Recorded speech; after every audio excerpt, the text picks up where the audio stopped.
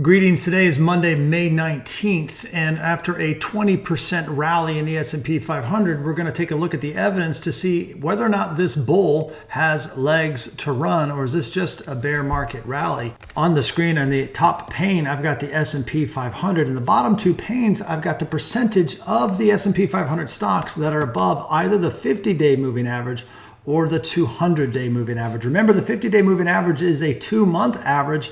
But more importantly, the 200-day moving average is usually the line in the sand where most people consider a stock to be in an uptrend or a downtrend. So the fact that we now have about 55% of the S&P 500 trading back above that 200-day moving average, that tells us more and more stocks are back to being considered in a long-term uptrend. In addition, one of the things that we want to look at is we want to look underneath the surface, and I want to look at the number of stocks that are advancing minus the number of stocks that are declining. Remember, one of the problems of the S&P 500 is that it is cap weighted. So those big stocks, those magnificent 7 stocks, they have an outsized influence as to how the S&P 500's performance is actually calculated.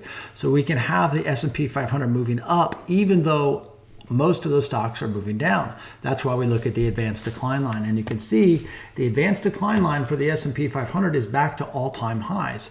So far, we've got 3 data points that are indeed pretty bullish. So now let's look at the advanced decline line for the Russell 3000. Remember, the S&P 500 is just the larger companies here in the United States. The Russell 3000 is going to capture about 95% of the stock market. So what we want to see is similar results here when we're looking at a bigger section of the United States stock market. And we do see that. The Russell 3000's advanced decline line is not yet at all-time highs, but I would argue the direction, this trend, is indeed confirming the price movement. Generally speaking, we want these other indicators to confirm what's happening in the price. Let me give you an example, and this is also going to be one of my concerns. Now, again, on the top pane, I've got IWV, so still the Russell 3000, but in this middle pane, I now have volume. And I want you to notice how volume really dried up Thursday and Friday. That's a little concerning.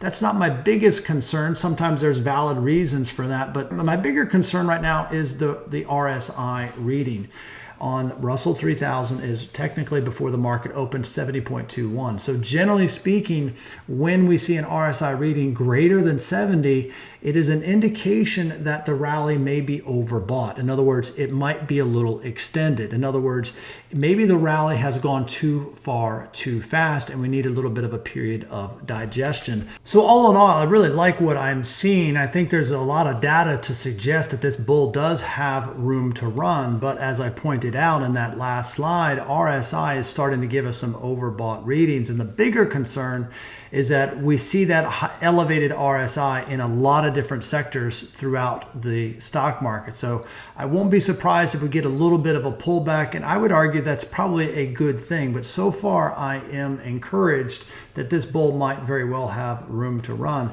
As far as our models, as you know, our equity strategies, we have 2 quant strategies and 2 tactical strategies.